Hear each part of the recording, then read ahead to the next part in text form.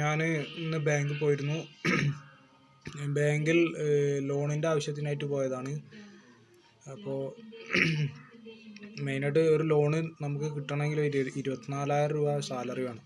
24,000 രൂപ സാലറി എന്ന് ഉദ്ദേശിച്ചപ്പോൾ എനിക്ക് കിട്ടിയിരുന്ന സാലറി 12,000 ആ റേഞ്ചിലേ കിട്ടുള്ളൂ. ESI PF ഒക്കെ കട്ട് ചെയ്ത് പോയിട്ട് ആ ഒരു റേഞ്ചിലാണ് എനിക്ക് സാലറി കിട്ടുക. അപ്പോൾ അങ്ങനെയാണെങ്കിൽ എനിക്കത് 2 ലക്ഷം വെച്ചെടുക്കാം. 2 ലക്ഷം വെച്ചെടുത്താൽ ഞാൻ 30 ലക്ഷമാണ് ഉദ്ദേശിച്ചത്.